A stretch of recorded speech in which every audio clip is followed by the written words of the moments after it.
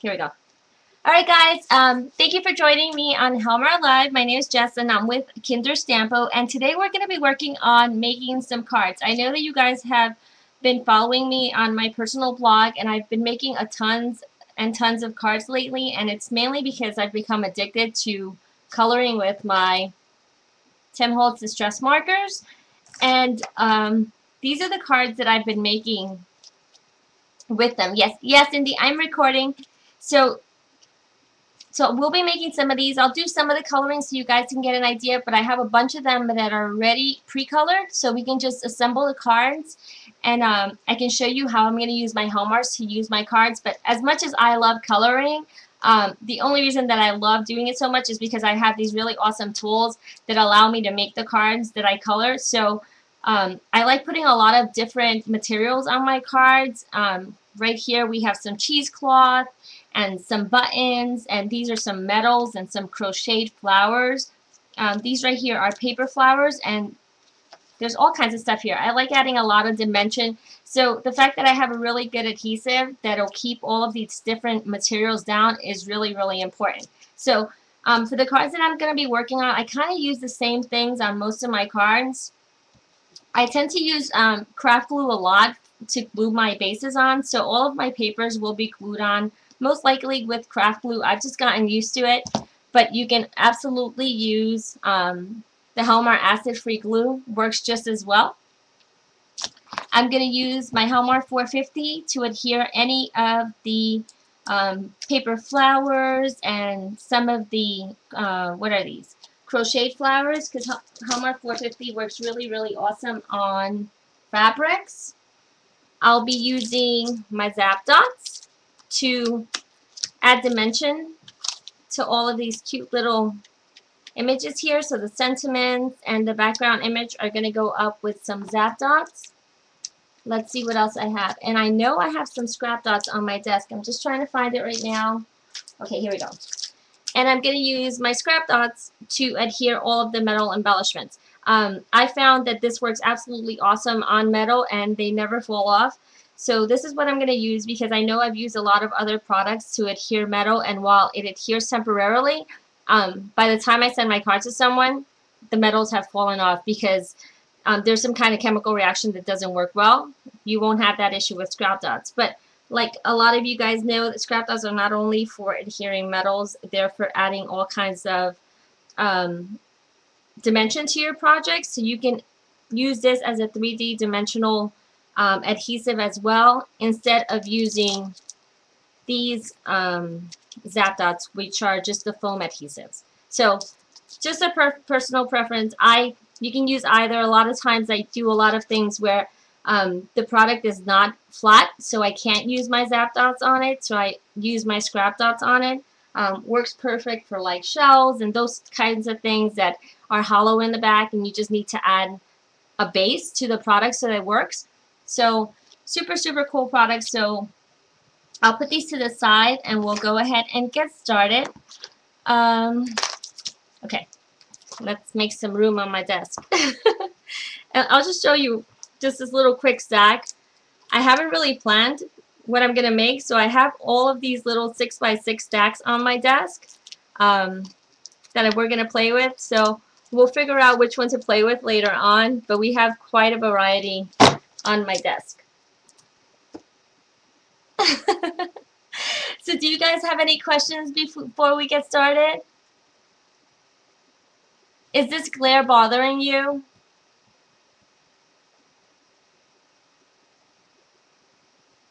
No? Okay, cool. Yeah, I like keeping my craft mat on my desk. It's easy to clean up, and I can always either glue, or sometimes I even put my glue on top of my craft mat and kind of let it solidify and use. I guess that'll be for another class, but my craft mat gets used all the time. So in order to get started, I'll show you what paper I've been using for coloring. I know I've been getting a lot of questions about what it is, and I know the kind of sneak peek video I didn't include my paper, but I've gone back on YouTube and actually shared the name of the paper in the comments. So if you guys go back to the video, you'll see the name of it. But it's Canson Watercolor Cold Press Fine Grain 90 pound. So this is the one that I have found. It's fairly inexpensive. I get it at any of, you know, the big box stores like Michael's or Joann's. So I don't necessarily think you need to get this brand, but I think the qualities that are really important when you're coloring with the distress markers are the fact that you have a watercolor paper, it is cold press.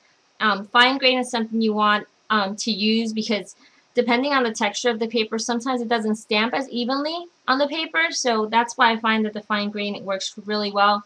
And anything under 90 pounds is a little too light for the water, so sometimes it tends to oversaturate.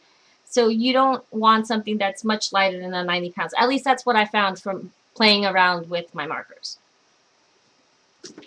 And then, let's see.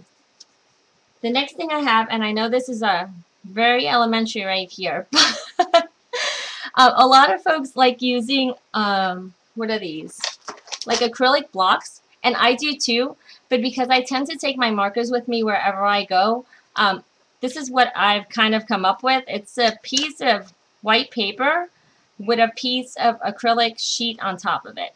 So this is what I use to put my colors down when I just want to use a little bit of color and I don't want to color directly on the image. And I'll show you exactly what I do in a few minutes. And I just noticed that it pixelated again, and I don't know why, but I'll try to fix that in a second. But so this is what I do, and in order to glue them together, I used my Helmar 450 because it adhered really well. It dries clear, and it's just a quick way to adhere my paper together. So I have this little pad that I just take around with me. It doesn't weigh anything, and it works perfectly. So that's tip number 2. And then this right here is my little absorbing paper. It's just a little paper napkin, actually. I just fold it in 4 and keep it on the side. It's kind of like my little blot mat.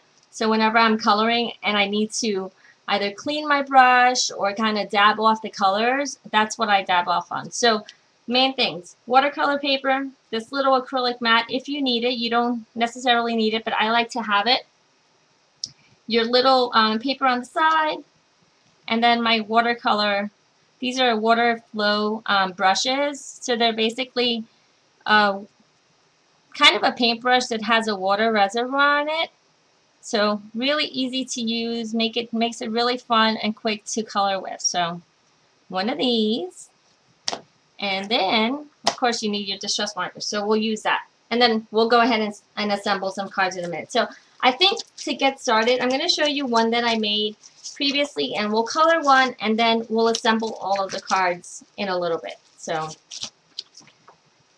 this is the one that I colored earlier today. He's really cute and sweet, super duper bright. Love the way the colors came out. It kind of looks kind of three-dimensional, but it's only colored with these Tim-Holtz-Distress-Markers, which I think is super, super fun. So I think we're going to color him, and then we'll make some cards.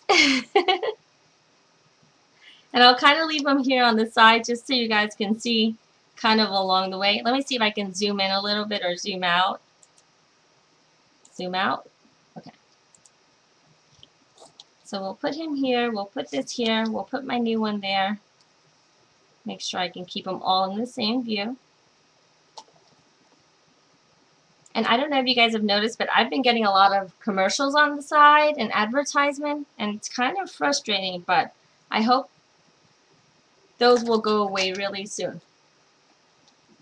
So to get started, what I'm going to do is I'm going to start, I don't like to color a lot of the areas at the same time. I kind of choose an area and then kind of go on to the next area, only because I don't like to oversaturate my paper. What color did you use for the little girl's hair? For the little girl's hair. This one? Oh, for this little girl, I used Vintage Photo. I used my base for any hair coloring, regardless of what color I'm doing, is always antique linen. So I'm doing blacks or browns or oranges or yellows or blondes. It's always antique linen. I always like to put a layer of something neutral. So that's what I use.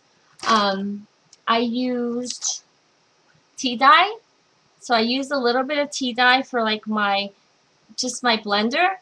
And then when I wanted to add like a little bit more depth to the color, I blended some of my vintage photo with the black soot. So I used two of them to just add a little bit of shadowing to it.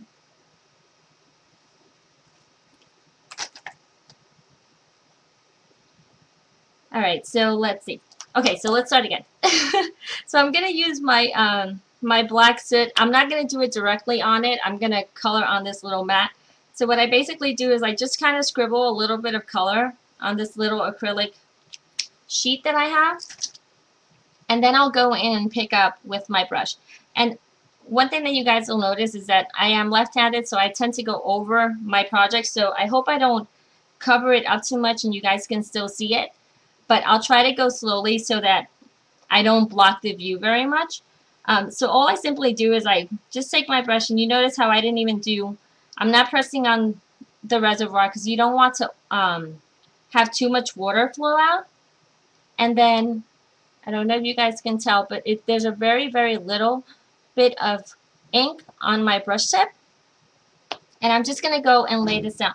The way that I'm coloring his little shirt is that I want it to be more white than anything else. So I'm using black more as a gray shadow on my image than anything else. So I'm just going to kind of lay the color around the border of the little shirt and kind of leaving the center white. So at this point, as I'm laying the color, I've noticed that the water's coming out a little, so I'm just going to brush it off and then keep coloring. So what I do is I kind of just pull from the top to the bottom and blend towards the center. So I'm blending towards the center and just making sure that I am still leaving those shadows and leaving some darkness. So now you see how I've done this part right here. I'm going to leave that part alone because I want it to dry for a second, but I'm going to go ahead and continue to color on the other side. Because remember, you can always add more color. It's a little bit harder to take away color. So I'm just going to go around the perimeter here. And again, just wipe my brush on my little napkin and then fill in. I know some people tend to kind of turn their picture around so that they're constantly just pulling color towards the center. I think because I am left-handed, I don't do that very much, but you can absolutely do that. So I've gone ahead and done that, and then I'm going to add some more shadowing in a second, but for now I'm going to let it dry. And now I'm going to move on to my flower, and for the flower I went ahead and used some barn door. And that one I already have here in the center, so I'll just go ahead and add a little bit more. And again, I didn't put it directly on the image, I put it on my little mat. So I'm going to pick up color, and again, just kind of add it in on the petals. And for this one, I'm kind of adding it all over because I wanted to kind of saturate those areas. I want those areas to be a lot darker, so I don't have to completely blend it at this point, because I'll go ahead and blend it once I'm done adding that little layer. So I'll just do this on all of them, and then I'll go in and blend it in a second, because there's nothing wrong with blending after the fact. You don't necessarily need to blend right away because the colors will still blend. So now I'm just going to go in and blend all of my colors. And right now I'm just kind of going in a circular motion because when I laid the color initially, I let it sit for a little bit. So it's going to keep that deep redness in the area where I let it sit. And then it's just going to do a little pastel-y shadow where I'm pulling the color from. So can you guys still see that okay?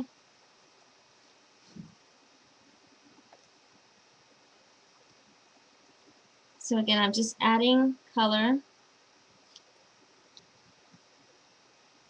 in the areas that I want it to be a little bit more intensified.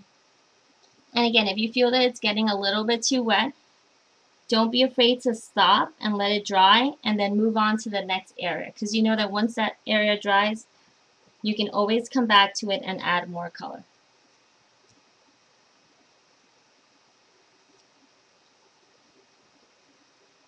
Do you see blurry on the screen? Did it freeze on you guys?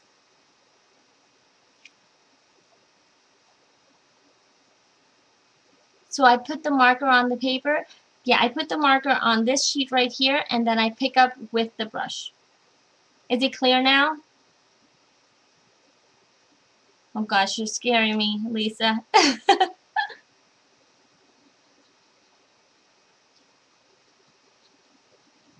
So I'm just blending.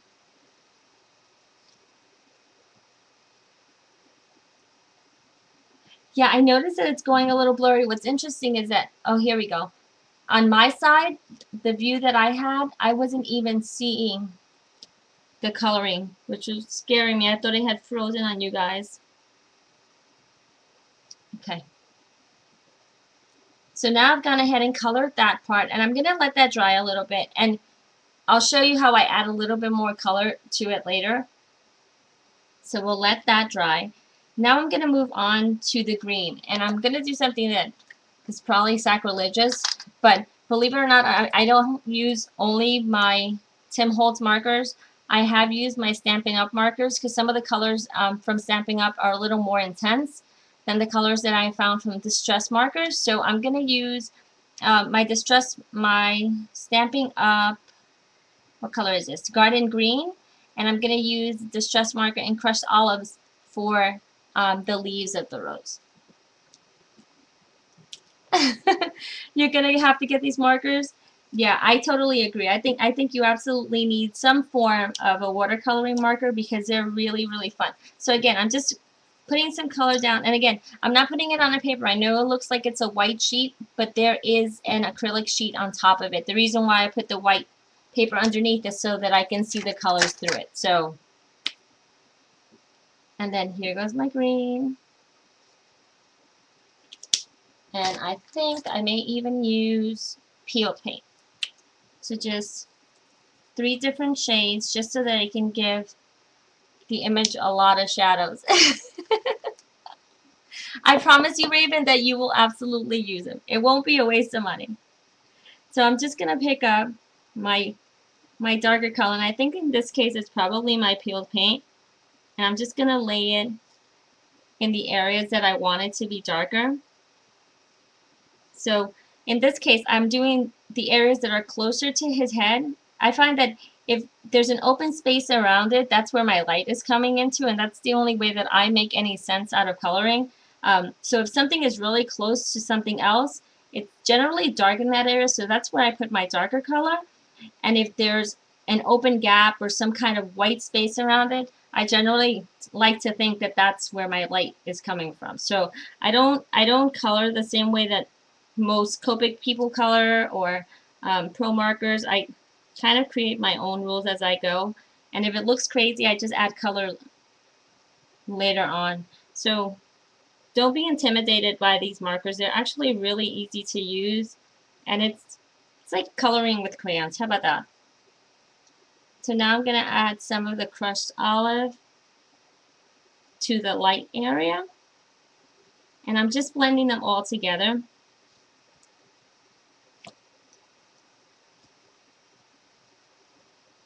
Just so that they look like they've been kind of kissed by the sun.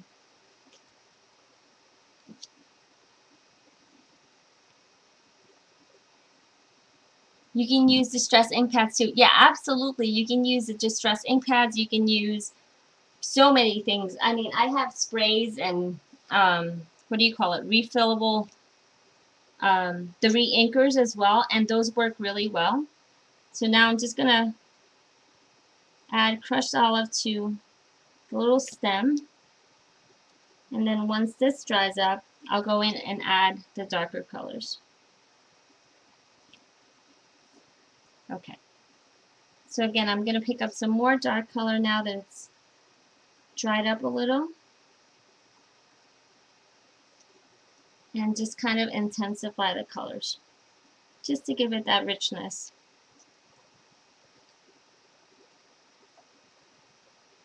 Lisa, absolutely use your Stampin' Up! Markers. They work just as well. I just figured it out yesterday when I was coloring the leaves on here. they work just as well. So if you have them, use them, and actually use both of them. If you have this Tim Holtz, they work awesome together. So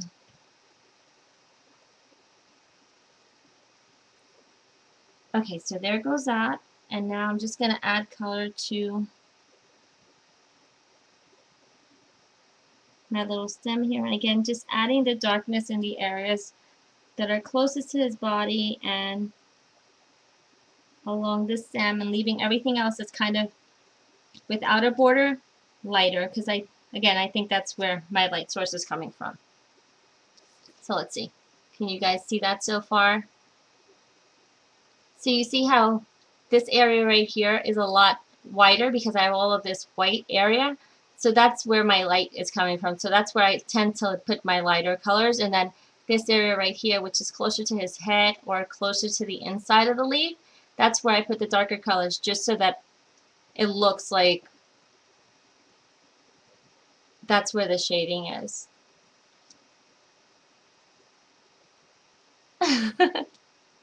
So now I'm going to go back in with my red, because now I felt like it doesn't have that intensity that I want yet. So I'm just going to add some more red in certain areas, just so they can have that extra little oomph. And again, remember, we do this to have fun, where it's not like, you know, it's an art contest. We're not going to win a prize from it. So don't be afraid to just play with it and have fun with it, because I don't think there's ever a right or wrong way of coloring. So don't be intimidated by those that are like, you know, superstar Copic colors or distress markers, because I am barely learning how to use these, but yet I have a lot of fun with them. And I think once you realize that, you know, you're just kind of enjoying yourself as you're coloring, that within itself makes the experience so much better. Okay, and then I just noticed that I forgot to put some color on these little petals that are here, so I'm going to add it now. And again, just a little bit of green closest to the leaf. Okay, so now I'm going to go back in with my black and finish off this area because I left it a little bit too light.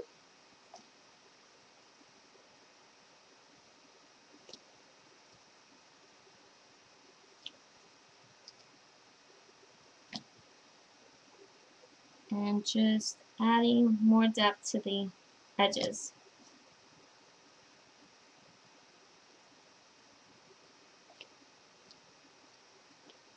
I've never tried this technique and wanted to give it a go. Just wondering, can we use watercolor pencils? Absolutely. You can absolutely use watercolor pencils in the same way.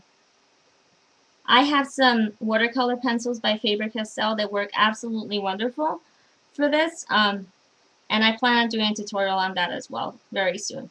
So stay tuned for that. I may even do a Hallmark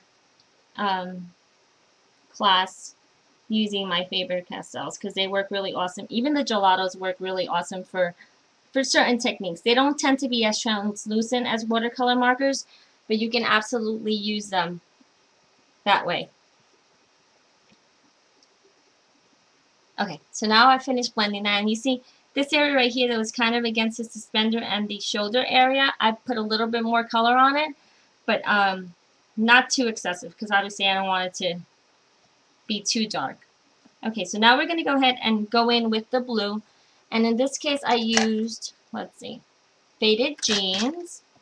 So I'm just going to, I want it to be really, really light, so what I do is I put my brush to the pad, and I already had some color here, so I didn't lay it down again, and I'm just putting my water brush on it so that it becomes really, really translucent, because right now I'm not going to be laying intense colors. I just want to color up the area. So I'm just going to fill in this whole area in blue, because it is a pretty big area.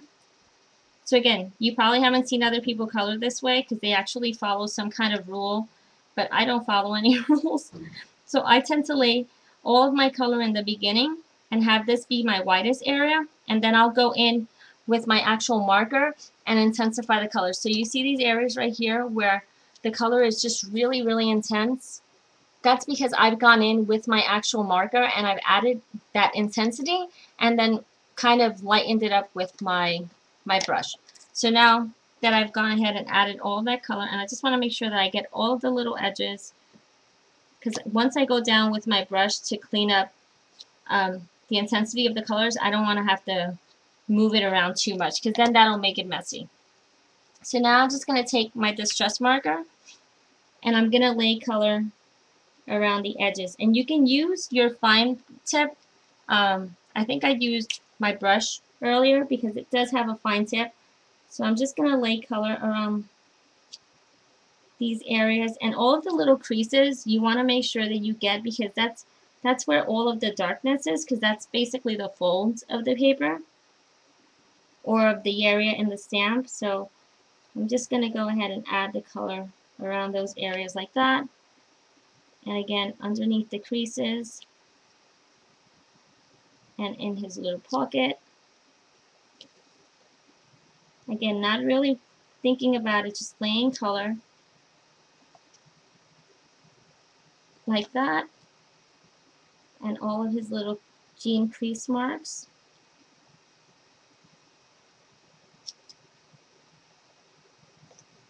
I'll do a little bit on his suspender, not too much. Following his little pockets. And again, his little creases. And then we'll go in and clean it up once I go in now. Okay.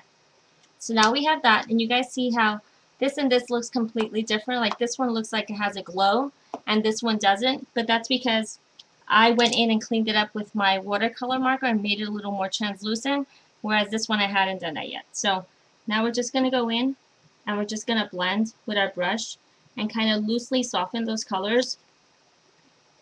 I kind of tend to say, I don't even know, it might be like a tenth. I can't even say how much away from the corners. I don't like to go directly to the edges of the ink because I don't want it to flow out. So I always tend to color away from the darkest area rather than coloring towards the darkest area. I find that that makes sure that my colors don't bleed. So rather than pulling color this way, I pull it away from the darkest area. And that'll make sure that if it bleeds within my image and not outside of my image. And then I'll show you in a minute how I pull color off.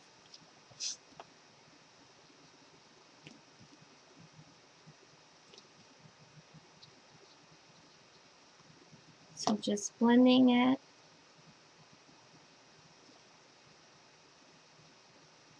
And all I'm doing is softening those lines so that it doesn't look as if I just took a marker and laid it on there. And because I put a lot of color on the crease marks, that's where the most shadow is going to be, which is perfect because that's exactly where I want the darkness to be, right around those crease marks. I want it to be super intense.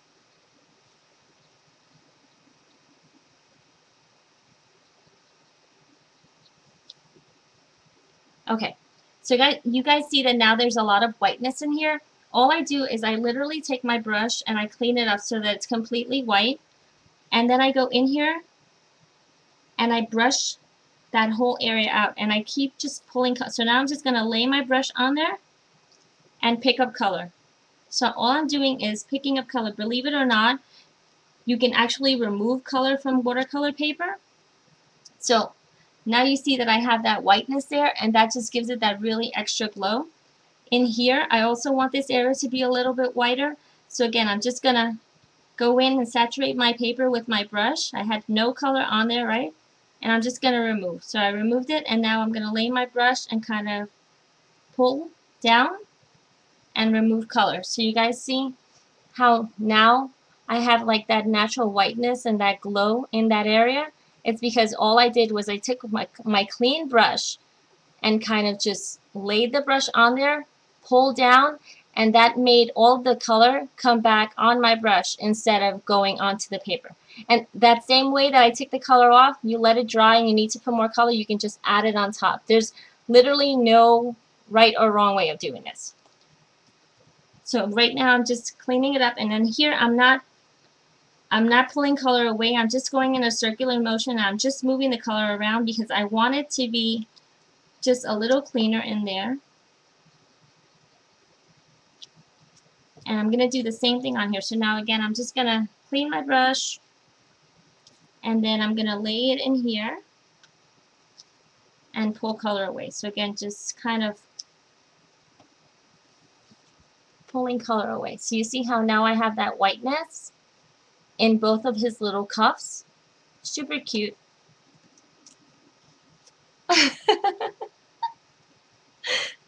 I make it is easy, I swear. It just takes a little bit of patience in the beginning, but other than that, I think once you guys play with it, you'll become superstars at it. So now I'm going to do my little boots, and for them I decided to use Vintage Photo and Black Soot.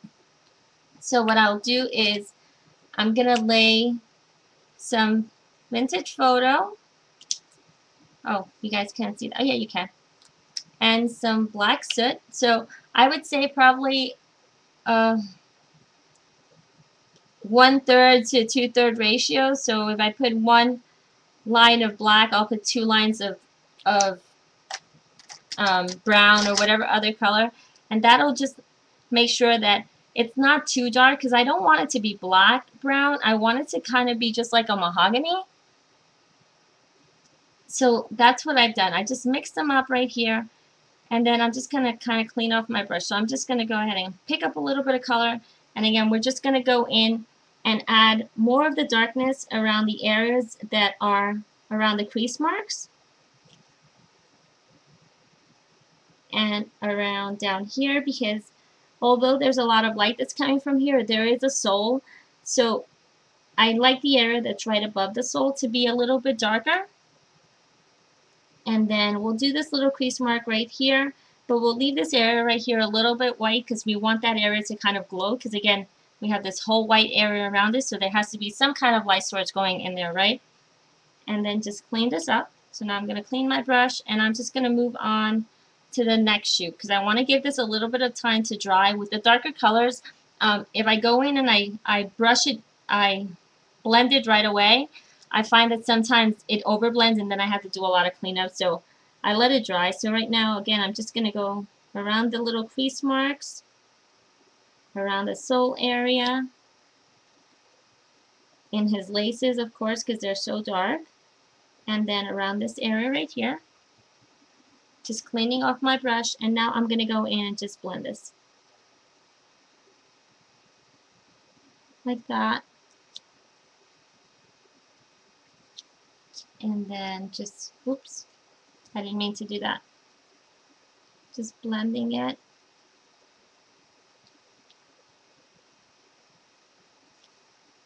And then I kind of got out of the line a little bit here, but believe it or not, you can go in there with your clean brush, and if you just kind of do that same technique that I showed you earlier to pull the color off of the area so it lightens, you can do the exact same thing to pull color off of areas where you kind of added color where you didn't want to. So do that. And then I'm just going to take my Tim-Holtz Vintage Photo, and I'm just going to go directly on it now and kind of just add to the crease marks again. This time I'm doing it just with the Vintage Photo because I don't want that black anymore, because I already laid down a lot of the black. So I'm just going around the crease marks again, around the sole, and around this little cuff, and around his little shoe. And I'm going to let it dry for a little bit. And then I'll go in and blend again. Alright. So I think it's a little bit dry, so let me just go in and kind of blend it now. So I'm just, again, no perfect science, just kind of rolling my brush around so that it just intensifies all of the colors on here. And because I had already done a little bit of shading with that black and brown on the bottom, it still will look light in the areas that I wanted it to look light. So you guys see that? You see how there's that lightness coming on this area, but most of the intensity is around the shoe. You can't hear me, Linda? Okay. Can everybody else hear me?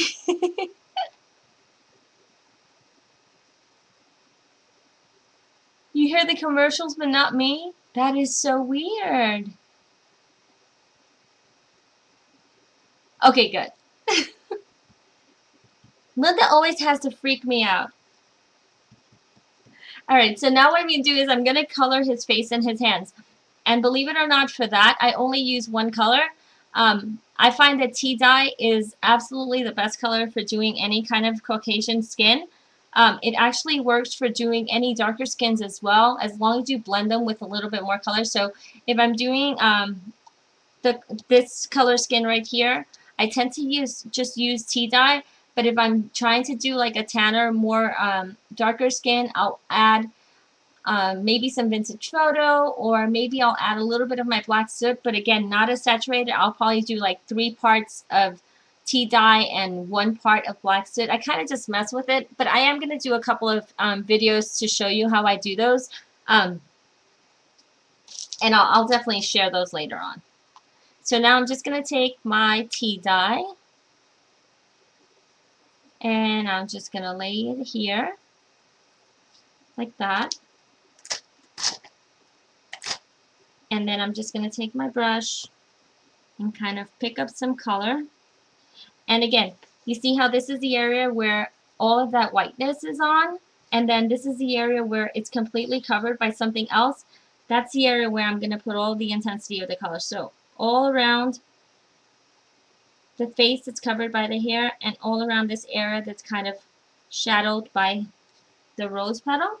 The rose stem. So I'm just laying it really nice and thick around here, and then lighter around the face. So now I'm just going to go in, and in a circular motion, I'm just going to soften those lines around the face, just making sure that it doesn't look like there's a line there. So we're just softening those lines like this. And I found that some folks like to wet their paper before they color. I don't do that because I find that I haven't ever had an issue with my lines showing so richly. But if you feel more comfortable wetting your paper before you lay down your color, absolutely do that. You can always try that. So let me see. Okay, so I've gone ahead and did that, and all I've done is I'm pulling the colors toward the center, like that. And then I'm going to go ahead and grab some more. And with the face, I tend to add the darkness even though the paper is wet, because it doesn't, the area is so big that it doesn't really make a difference. So I'm adding that, and again, I'm just pulling colors so that I don't have those really dark lines around the face.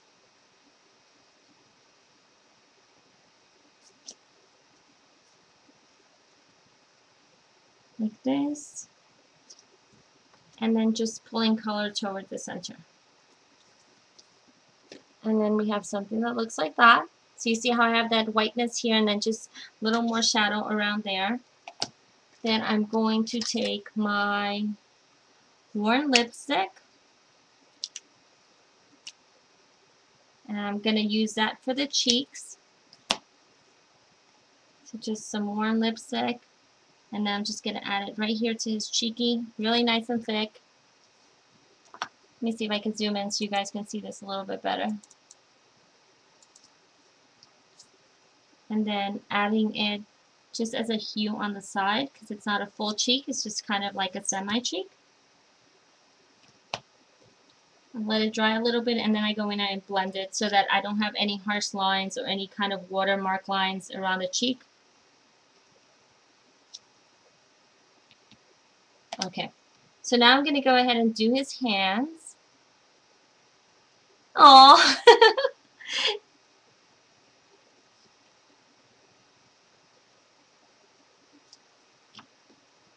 Three orders thanks to the show, Raven. I'm sorry. Let me zoom out again so you guys can see the whole thing. Just make sure that you order some Homer along the way too, because you're going to need that to glue all these little cuties down.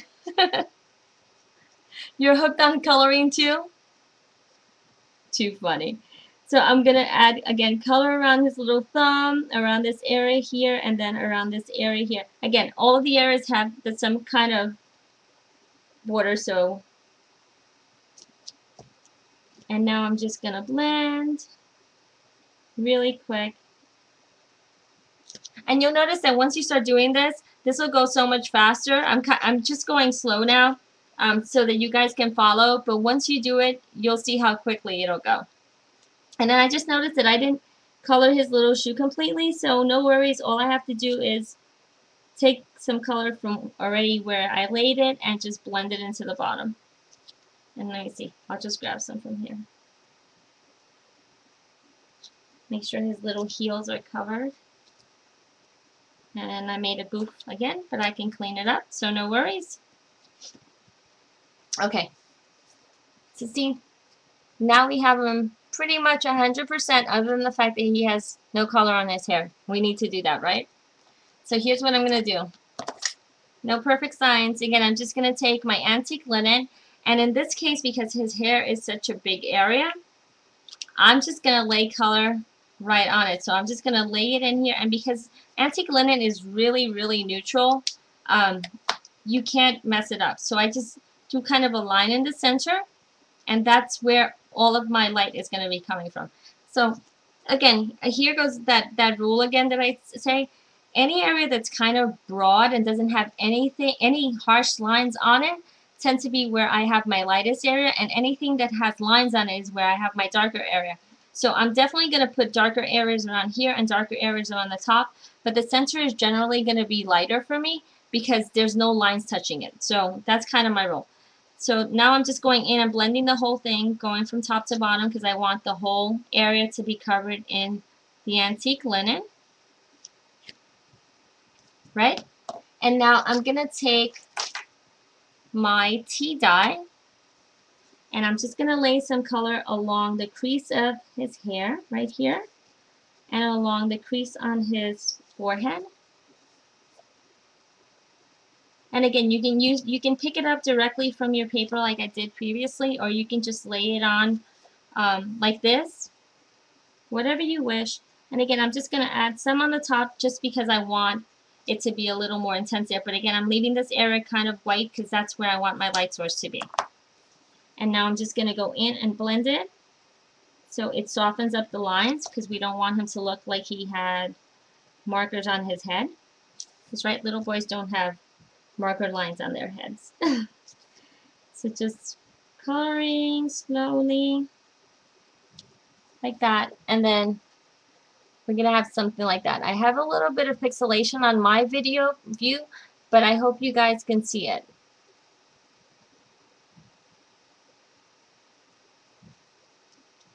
So now I have that, and then I'm gonna go in and take my vintage photo and do the exact same thing, except this time I'm going to do as close as I can to the borders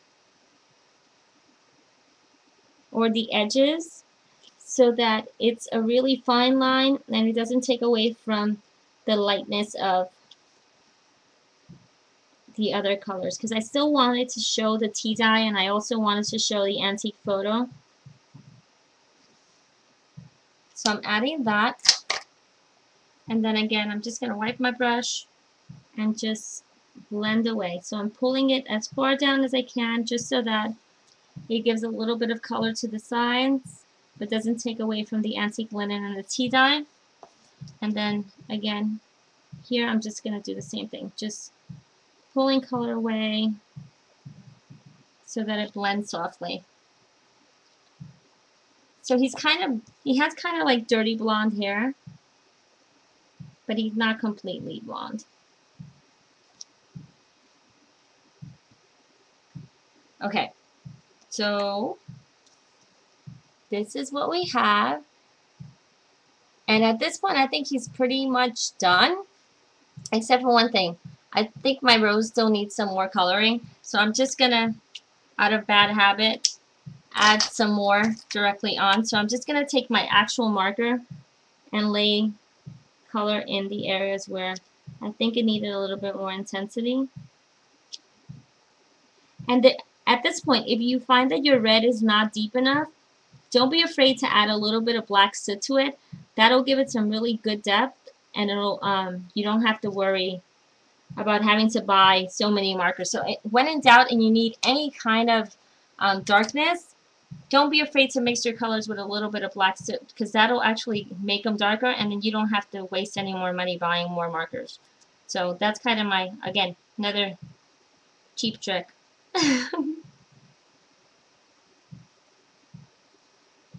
Okay, so I think now he's done. Can you guys see him okay now?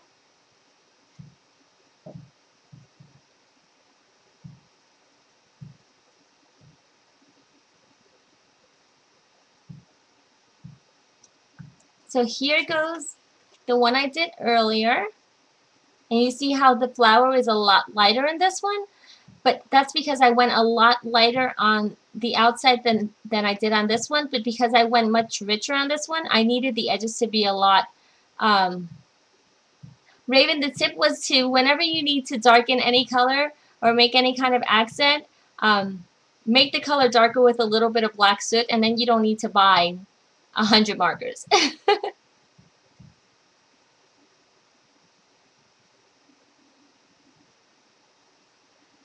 So there goes them.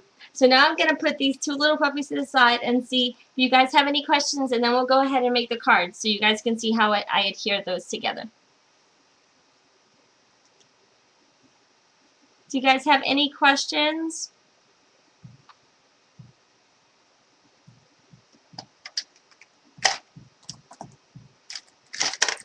Move all my little gadgets away.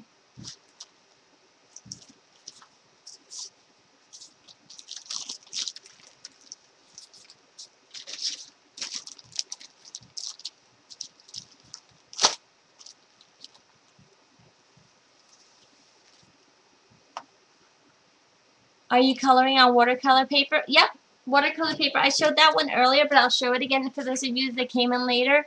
It's Canson watercolor, cold press, fine grain, 90-pound paper. So this is what I find that works really well. But again, anything that kind of doesn't have to be Canson, it could be just watercolor paper, cold press, fine grain, 90-pound, and I think that'll work really well.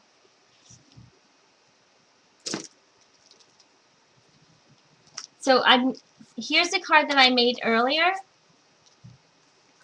and I want to make a few more of those. Where can you get it? I picked mine up in Michael's. I've seen it at Joann's, so a bunch of stores do have it. Here goes my little sack of other little dolls that I'm working on. This one's not done yet, but gotta finish her up. But these are the ones that we're gonna work on today, since I have them already pre-colored.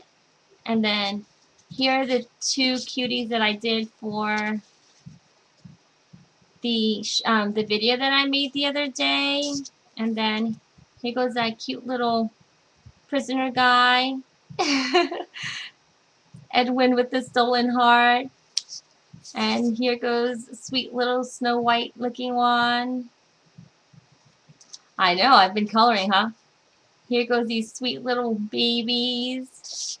And this one I love too. She's so cute. And then these are just two that I haven't worked on yet, but I want to color those soon. So let me put these away, and then we'll make our card. So let me see if I remember. Let me measure this, because I completely blocked out. I think this is a 1, 2, 3, 4, 5. 5.5 inch card. You couldn't see them? Do you want me to show them again?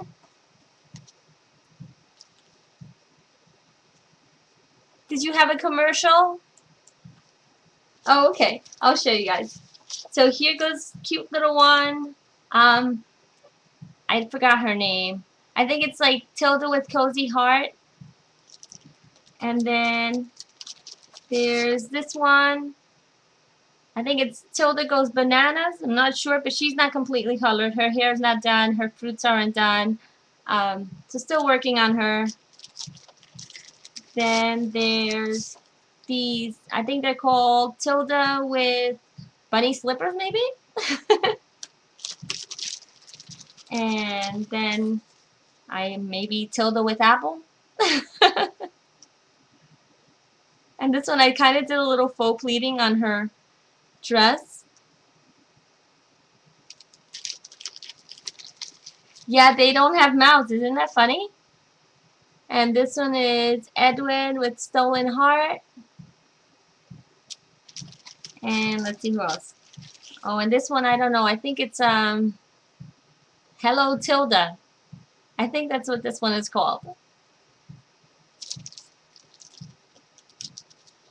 So that's all the ones that I've colored up already. Oh, let me leave these out because these are the ones I'm going to use for the card. So my card base is going to be, oh, where did I go? Where did my card base go? Okay. I'm just going to use some, and not this one because this one's all wrinkled. Let's go get some more. Where did I put my craft paper? Sorry guys, I have to go open up a new pack.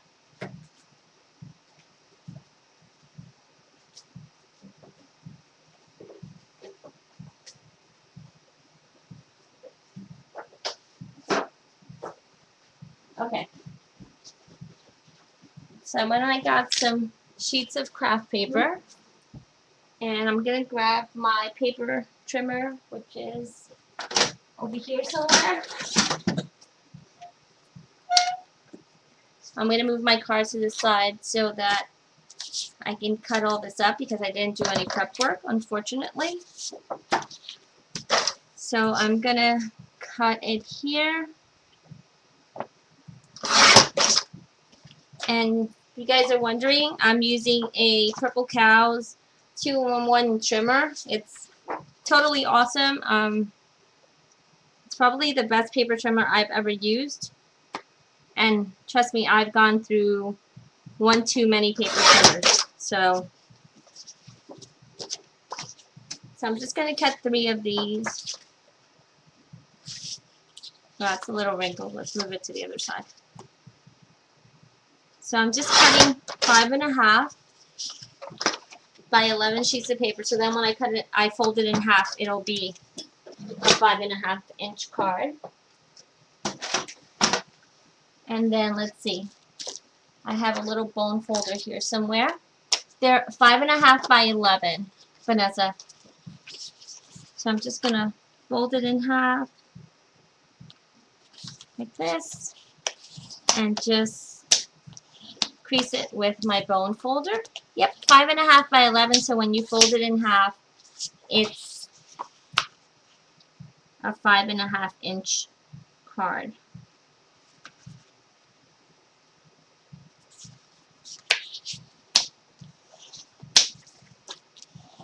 So I'm just going to fold all 3 of them just to save some time.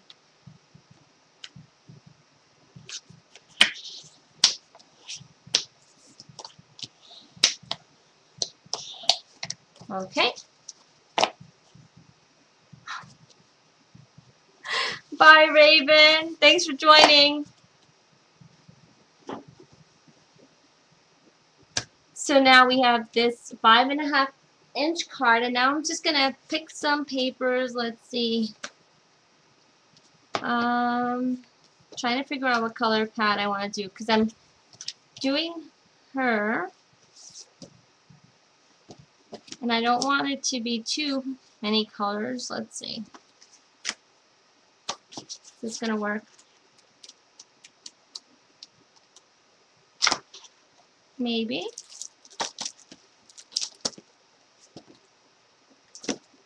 Maybe this one. Let's try that.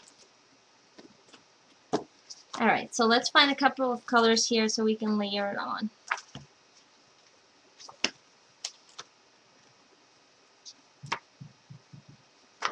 I think I'm going to use this for the base. And then I think I'm going to use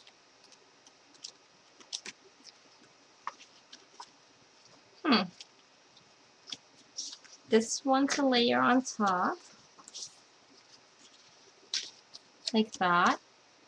And I'll use, let's find another color in here somewhere. Maybe some,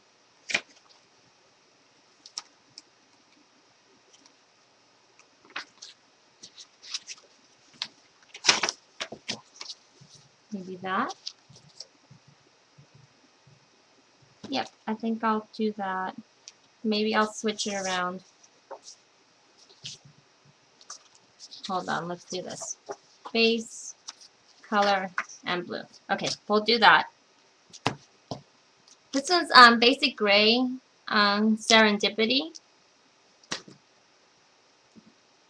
And then, again, take my little paper cutter. And I'm going to do, I believe, 5 1/4. I'm not sure if that's exactly what the measurements were before, but I'm pretty sure they were. We'll test it out and see what happens. We can always cut up some more, but we can't add paper, right? So 5 1/4. Yep, that's exactly what it was. So 5 1/4 for the first layer. And then the next layer is just going to be another 1/4 of an inch off. I don't know why I've become obsessed with just cutting 1/4 inches off. So this one will be 5 inches.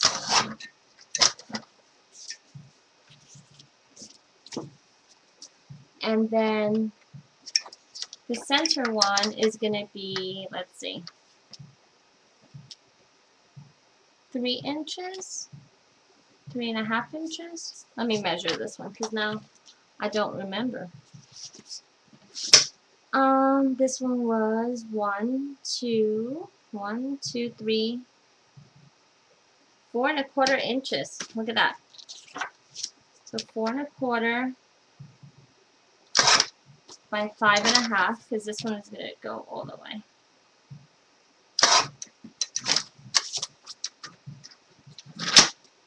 Alright, so we have that now. So we'll go ahead and start gluing them down. And it's going to be a top folding card. And let me just zoom out a little bit so you guys can see this better.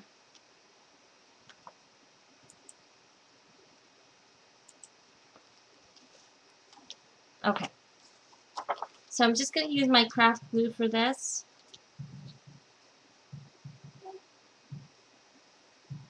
Just adhering some around the border.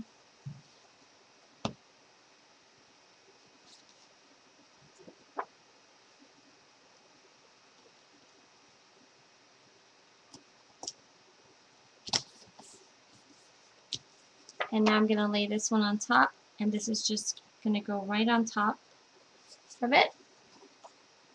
Again, using my craft glue for this.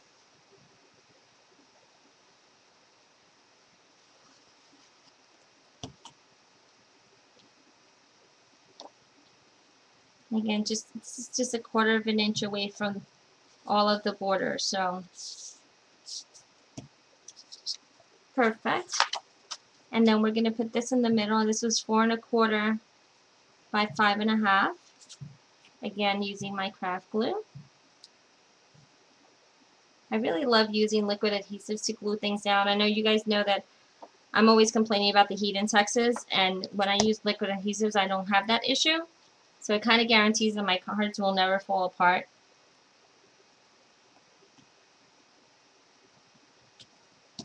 So just laying that down. So now we have this as a base. And now that I think about it, I probably could have saved paper if I just put these little pieces in. But you know what? You never think about those things when you're doing it, right? And then I'm going to take a little doily, put that in the center. And again, I'm just going to use my craft glue. I'm just going to put a little bit of adhesive around all of these little circles, and it probably would help if I had it open. So just putting it around the circles here, just where the thicker lines on the doily are. And then just some around the center as well.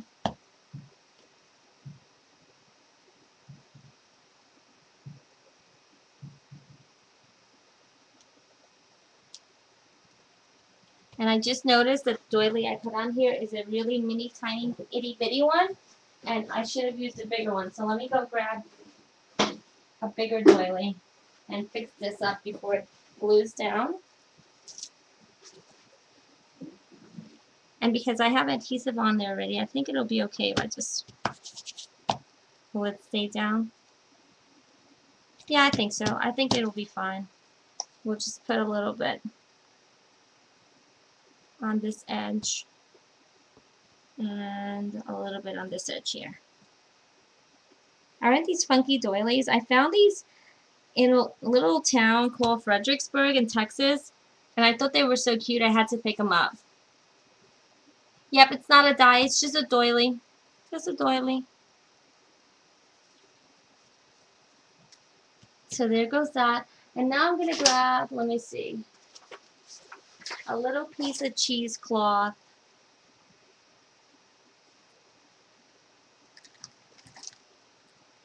And glue this down too. So I'm just going to cut a little piece.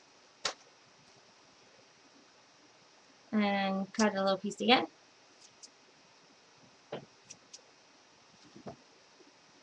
And now I'm going to open it up and just lay it down.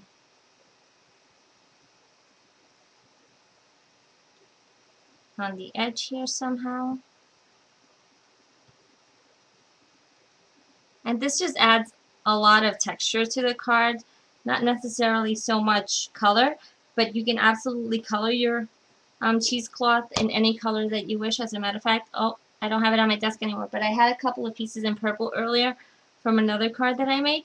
So I'm just kind of putting these to the side. And I just adhered it down with my craft glue, which I probably could have used quick dry adhesive, but I didn't. This works just as well. And then I'm just going to take another little piece and put it on the bottom here as well. Cheesecloth. Yeah? Just cheesecloth you find in your local grocery store. Put some adhesive here. And I'm going to lay that there. Like that. Ah. And then I'm going to take one of my cute little dolls here. And I'm going to put a bunch of zap dots on the back. Just so that she's nicely propped up. Dryer sheets, you can use anything. Absolutely. Dryer sheets would work awesome too. Yeah, it looks really fun dyed.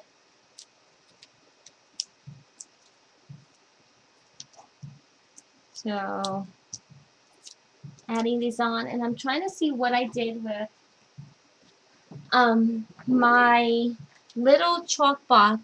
Let me see, color box ink in brown. I know I had it here somewhere. Of course now I can't find it. Where did they go? Just because I wanted to ink the edges. Oh, here it goes. I found them. There we go. And I think this is called Creamy Brown. I love this color. I use it a lot. So I'm just going to ink the edges. And again, it's just color box Creamy Brown. They're really inexpensive. I think they cost like $2. And if you get a re-inker, you can constantly re-ink it. And it'll last forever. And it's a nice little foam, so it doesn't oversaturate your paper and doesn't leave those big deep marks on it like some other inks do. So yeah, it's my favorite. I use this a lot. And then I have this little stack right here of colors that I pretty much use on everything too. There are a lot of primaries like purples and blues and yellows and oranges and pinks and whites. So pretty awesome stuff.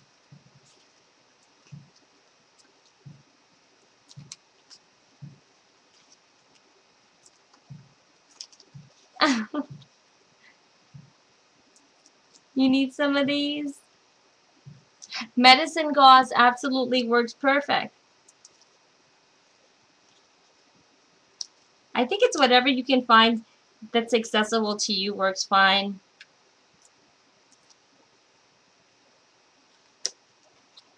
So now I'm just going to put her right here in the center, like this. And then let's go ahead and do our sentiment. Let me see if I can grab. I probably will use this for the background just because I have that little piece laying around. But let me find a piece of, let me see if I have an extra piece of white paper in here somewhere. I think I do. Here we go. So here goes just a little piece of white paper. And I'm going to use the sentiment from, actually this is not the sentiment I wanted to use. Let me see if I find it. I wanted to use Hello Sunshine, and I'm pretty sure I have it here somewhere. Okay, I had it here a second ago.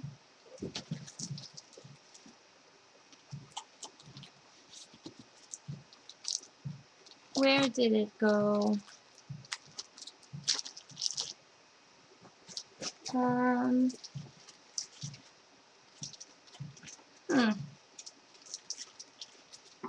How weird is that? I just had it here. Let me see if I find it. No. Isn't it funny how you, when you're going to use something, you're not going to use something and say, oh, look where it is. It's down here. Found it. But of course that sentiment is not here. Must have disappeared somewhere on my... Oh, here we go. Okay, got it. Alright, so I'm going to use archival ink because I love using archival for for stamping. So I'm just going to ink it up and then just put it kind of on the corner here. All done. There goes my little sentiment. And I'm going to trim it with my scissors, which disappeared too.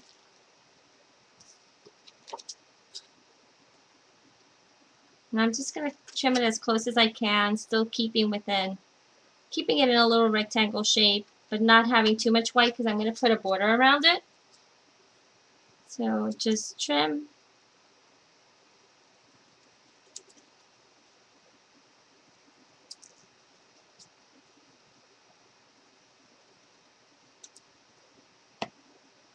So now I have that.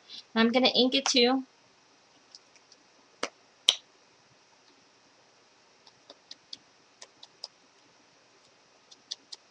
Ink the little edges on it.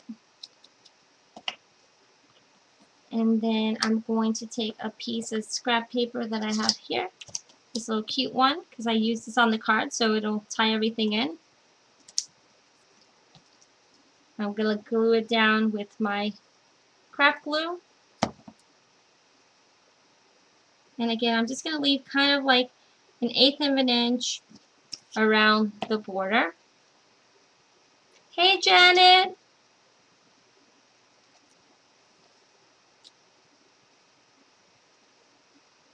And I'm going to cut this off.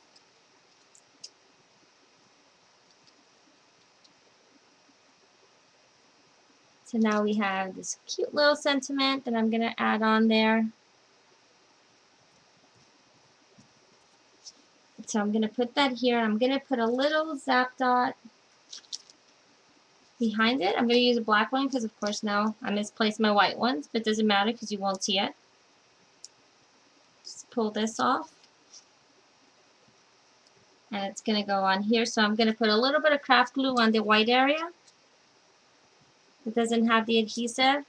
And then the reason why I put the dimensional on here is because this right here has dimension underneath. So the area that's going to be laying off of that paper needs some additional dimension. So that's why I put a dimension on the side and not on this area. So we have something that looks like that now. Yes, Linda, I am making your card, Linda. So there goes that. And now I'm going to go ahead and grab some flowers. Let me see. what I find in my little stack of stuff. I'm going to put some of those and some of these. And let's see, maybe a red one. I think we're going to do red. And what else do I have? I think that'll be good. So let me just lay it out to make sure that I like the way it's going to look. So there goes a red one. You know what, I think I'm going to actually add a swirl on here too.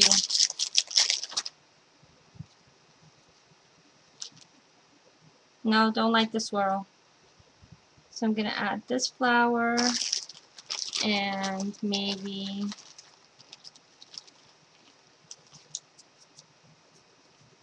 that flower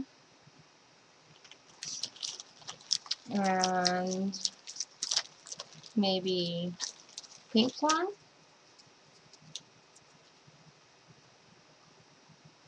And then, let's see something.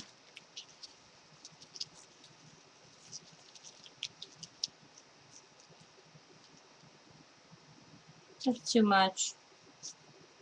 And maybe some of these too.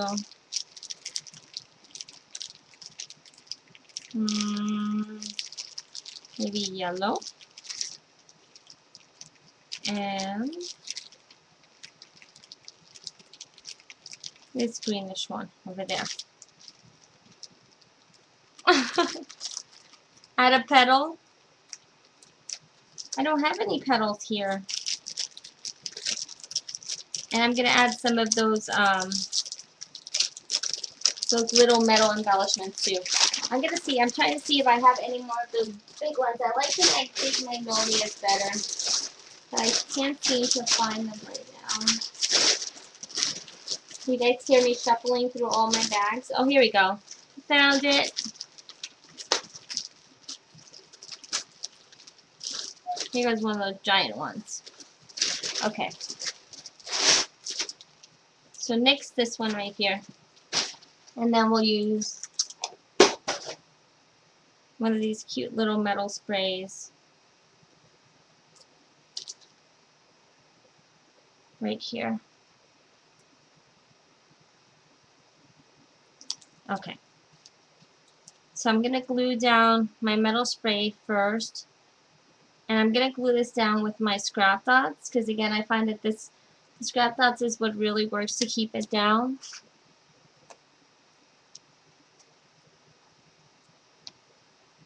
So I'm just going to put some scrap dots on the back. And keep in mind that scrap dots take a little bit to dry, but that's okay because I'm adding so much layers on top with different adhesives that it shouldn't make a big deal if I layer it. Just before you send it out, make sure that you wait a little while for it to dry. So now this one right here, I'm going to glue down with my quick dry.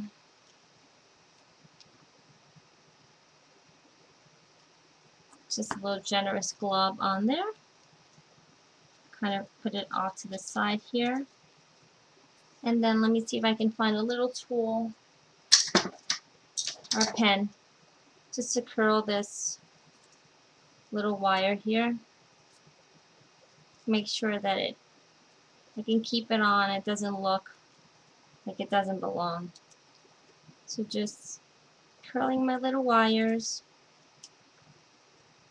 And if you can't find a tool, just curl them on your fingers. Oh, sorry, I didn't realize I was out of camera.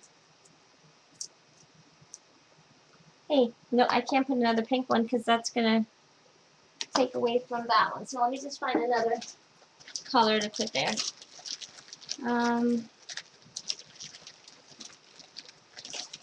This cute little purple. Let's do that.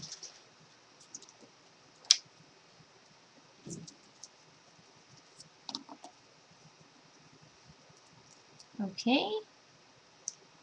So I'm going to put that one there somehow. And again, I'm going to use my 450 for this. Nice little generous glob.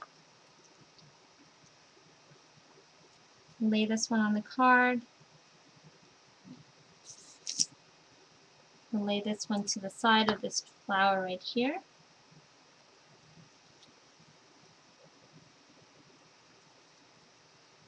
And then I'm going to tuck these little crocheted ones underneath the petal and the flower here.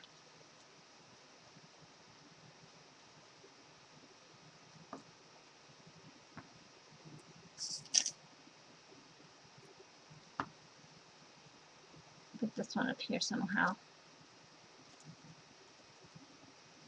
Like that. And then I have some little pearls here. And I'm going to cut 2 of them off, and then I'm going to glue them down with my gemstone.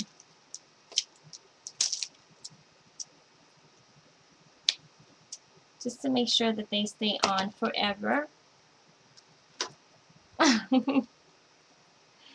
So I'm just going to put a little bit of glue right there, a little bit of glue right there. And I don't feel bad putting too much because gemstone dries clear, so don't worry if it looks white at first, but it'll definitely dry clear. So there goes that. And that's it. That's pretty much the card.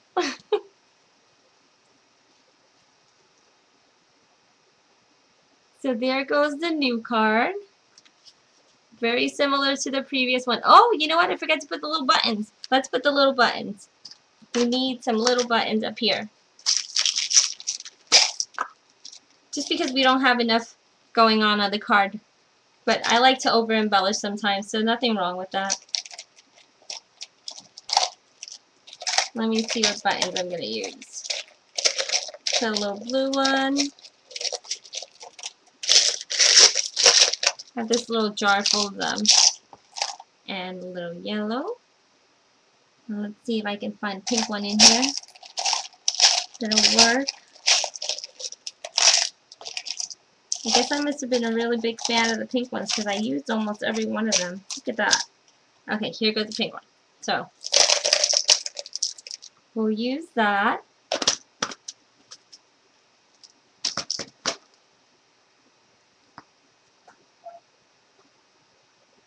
So I'm going to adhere these down with my quick dry. So I'm going to lay one on the base, on the top. Then I'm going to lay one above it, kind of offset.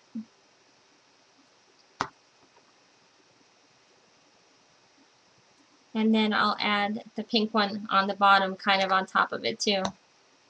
Bye, Sandy. Thanks for joining. Oh, Vanessa, you guys, you guys are so sweet. And there goes the pink one. And you guys see that I kind of put it on an angle. And I didn't use my scrap dots to add dimension, but I mean, these things are not falling off. And I just glued them down 2 seconds ago. So 450 works really awesome for that because it's a thicker type of glue and it holds it perfectly. I don't have to worry about it falling down or anything. So it's all down. The only thing that's still a little bit wet is this little metal metal embellishment on here because I put the scrap dots underneath it, but not to worry. You just set it to the side for a little bit and it'll be done good to go in a little bit.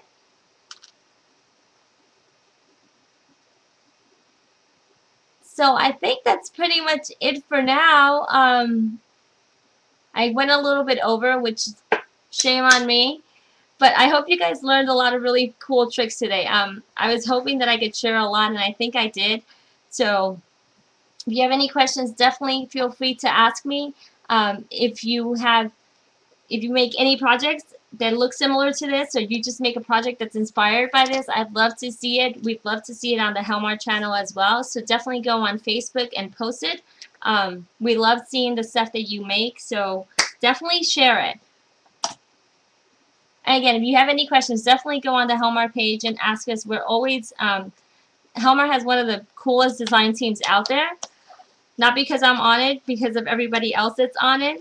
And they are so uberly helpful and uberly excited to share and to help whenever they can. So definitely reach out to us as much as you can. That's what we're here for.